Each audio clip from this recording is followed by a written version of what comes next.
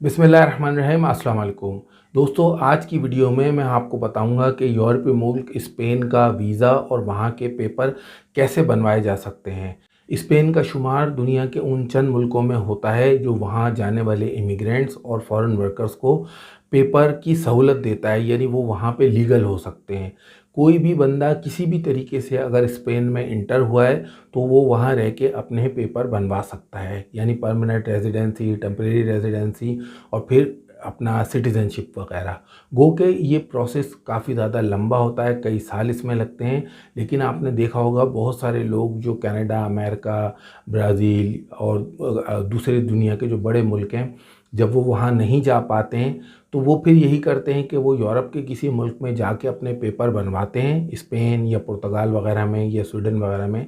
और फिर क्योंकि जब उनके पास वहाँ का पासपोर्ट होता है तो उसकी बेस पे फिर वो कनाडा या ऑस्ट्रेलिया वगैरह वहाँ पे मूव कर जाते हैं, उनके लिए आसान होता है। अगर उनको वीज़ा भी चाहिए होता है, अप्लाई करते हैं, तो वो ई वीज़ा होता है जो घर बैठे उनको मिल जाता है। नॉर्मली अगर आप कनाडा वगैरह का वीज़ा अपनी होम कंट्री से अप्लाई करें तो उसके चांसेस बहुत कम होते हैं।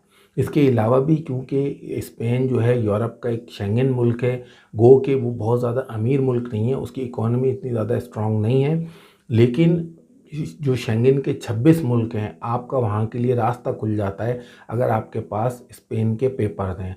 तो आज की इस वीडियो में मैं आपको बताऊंगा कि आप किस तरह जो लोग स्पेन जाते हैं या जा सकते हैं और फिर वो वहाँ अपने पेपर कैसे बनवाएंगे, इसका प्रोसेस क्या होता है। इसके बारे में एक मैं आपको ओवरव्यू दूंगा ताकि एक ये ऑप्शन आपके सामने रहे। अगर आप अब्रॉड जाना चाहते हैं, सेटल होना चाहते हैं, तो आपको कम से कम इसकी इन्फॉर्मेशन ज़रूर हो कि ये जो ऑप्शन है स्पेन का, इससे हम बेनिफिट ले सकते हैं या नहीं।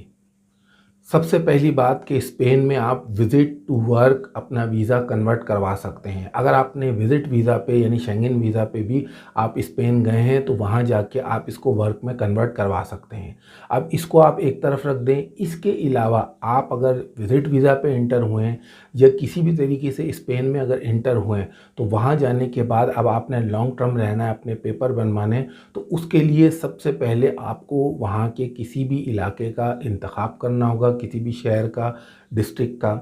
उसके बाद जो जगह आप वहाँ रिहाइश लेंगे, उस रिहाइश का अपना रिहायशी एड्रेस वहाँ का जो म्यूनसिपल डिपार्टमेंट है वहाँ पे आपको रजिस्टर कराना होगा। स्पेन का जो म्यूनसिपल डिपार्टमेंट होगा जिस इलाके में भी आप होंगे, जब आप अपना रिहायशी एड्रेस वहाँ पे और अपने जो कवाइफ हैं वो वहाँ रजिस्टर कराएंगे, उनको बताएंगे जी मैं अब वापस नहीं जाऊँगा, ये एक तरह से लीगल एंट्री वहाँ कहलाती है।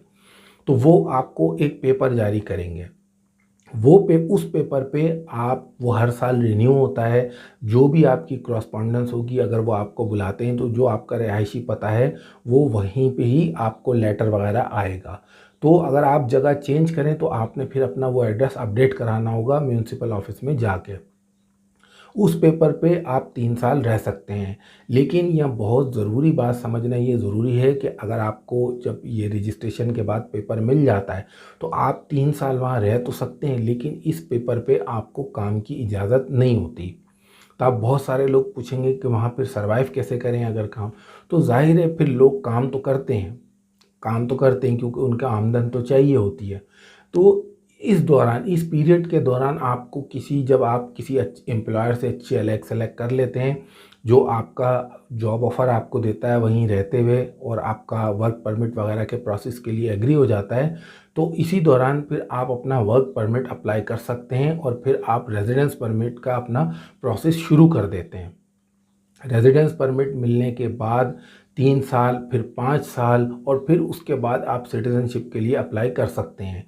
लेकिन ये याद रखिए, इसमें जो ऑफिशियल टाइम है वो तो 5 साल का है, लेकिन इसमें टाइम 10 साल तक लग जाते हैं लोगों को पेपर बनवाने में। क्योंकि ये मैं आपको सिर्फ ओवरव्यू दे रहा हूँ, इस दौरान मुख्तलिफ पेपर वर्क है, मुख्तलिफ मराइल आते हैं, लेकिन इतना टाइम लगता है। 5 साल का टाइम है, लेकिन किसी को 6 साल, किसी को 8 साल, किसी को 10 साल तक लग जाते हैं यूरोप का स्पेनिश पासपोर्ट लेने तक। यहाँ ये बात ज़रूरी है कि मैं स्पेन का ज़िक्र इसलिए कर रहा हूँ कि आपने सुना होगा पिछले दिनों मैंने एक साहब है पुर्तगाल में, उनका इंटरव्यू भी किया है। वो भी स्पेन का वीज़ा लेके फिर पुर्तगाल गया और वहाँ पे कई लोगों का उसने इंटरव्यू किया है जो रिसेंटली पुर्तगाल और यूरोप के मुख्तलिफ मुल्कों में पहुँचे हैं और स्पेन का ही वीज़ा लेके पहुँचे हैं। तो ये लॉकडाउन वगैरह के बाद स्पेन ने एकदम वीज़े खोले थे, जिसके बाद जिन लोगों ने अप्लाई किया था, जो लोग बिल्कुल अलर्ट थे, काफ़ी बड़ी तादाद में पाकिस्तानी, इंडियन, नेपाली, बांग्लादेशी इन लोगों को स्पेन के वीज़े मिले हैं और वो यूरोप गए हैं और मुख्तलिफ़ लोग वहाँ जाके अब सेटलमेंट की अपनी कोशिशें कर रहे हैं।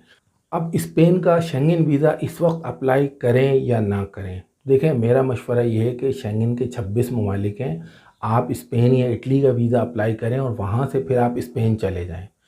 डॉक्यूमेंट सेम है। अगर आप इस दौरान आपको नज़र रखना होगी, क्योंकि कई महीनों से स्पेन का वीज़ा एक बार फिर डिले में या रिजेक्शन में चला गया था। उसके बाद जब ये बंद होता है तो उसके बाद फिर एक फ़ेज़ आता है, कुछ अरसे के लिए ये दोबारा खुलता है और फिर धड़ाधड़ लोगों को वीज़ा मिलना शुरू होते हैं। तो जब तक आप ये वीडियो देखें उस वक्त अगर अपॉइंटमेंट मिल रहा हो स्पेन का, तो फिर आप स्पेन का ही वीज़ा अप्लाई करें।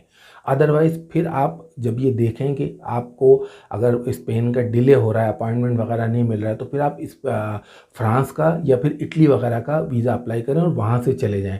शेंगन का में बहुत सारे लोगों को नहीं पता होता है, ये जो 26 मुल्क हैं शेंगन के, जिसमें Spain, France, Italy, Norway, Denmark और बहुत सारे ममालिक आते हैं, इन तमाम का शेंगन वीज़ा जो है वो एक ही वीज़ा होता है। तो आप जिस मुल्क का पहले वीज़ा लेंगे, अगर आप फ्रांस का वीज़ा लेते हैं तो पहले आपको फ्रांस जाना होगा। अगर इटली का शेंगन लेते हैं तो पहले आपको इटली जाना होगा।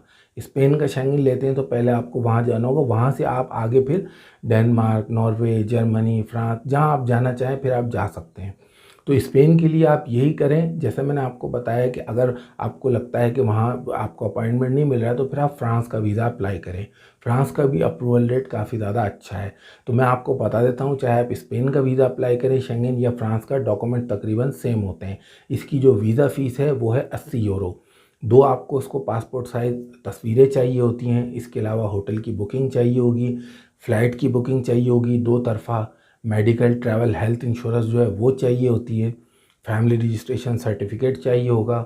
अगर आप दुबई, यूएई, सऊदी अरब, ओमान, कतर, बहरीन ऐसी किसी जगह पे आप काम करें और वहाँ से आप अप्लाई करते हैं, तो ऐसी सूरत में वहाँ जो आपका रेजिडेंट या वर्क परमिट है, जो भी आपका लीगल स्टेटस है, वो आपको चाहिए होगा। जो आपके जॉब या वहाँ बिज़नेस के पेपर हैं वो आपको साथ लगाने होंगे। अगर आप होम अपनी कंट्री में, तब भी आपको इसी तरह के तमाम जो आपके पर्सनल डॉक्यूमेंट्स हैं वो लगाने होंगे।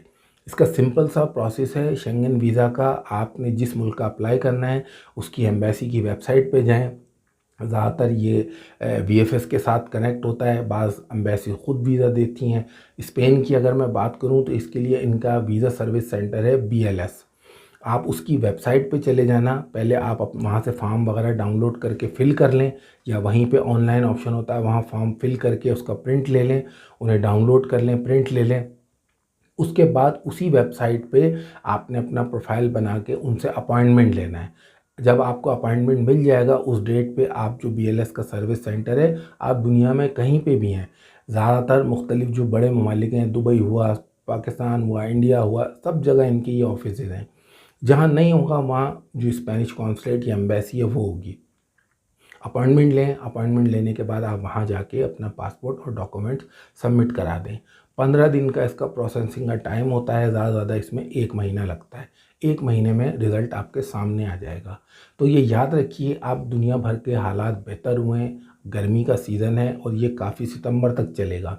तो ये बेहतरीन वक्त होता है किसी भी जगह का वीज़ा अप्लाई करने का। तो मेरा मशवरा ये है कि बहुत से लोग जो उम्मीद लगा के बैठे हैं किसी बड़े मुल्क का, अगर उनका नहीं हो पा रहा है तो यूरोप भी एक अच्छा ऑप्शन है। लेकिन यूरोप में हर जगह पेपर नहीं बनते, चंद ममालिक हैं जिनमें से स्पेन भी एक है। आपको देखना होगा कि ये आपके लिए सूटेबल है या नहीं है। स्पेन में लोग रह भी रहे हैं, कमा भी रहे हैं। जिन लोगों को कोई हुनर नहीं होता, जिनके पास, ज़ाहिर है उनकी इनकम भी फिर इतनी ज़्यादा नहीं होती है। लेकिन अगर आपको कोई हुनर आता है तो फिर आप स्पेन में रहकर भी अच्छे पैसे कमा सकते हैं। तो दोस्तों, उम्मीद करता हूँ स्पेन के वीज़ा, टीआरसी, पेपर वगैरह के बारे में ये लेटेस्ट इन्फॉर्मेशन आपको पसंद आई होगी। अगर इस हवाले से आपका कोई सवाल है तो आप मुझे कमेंट करके पूछ सकते हैं। अगर आप मेरे चैनल पिक्सट्यूब पे नए हैं तो मेरे चैनल को सब्सक्राइब कीजिए, इस वीडियो को लाइक भी ज़रूर कीजिए। वीडियो देखने का शुक्रिया।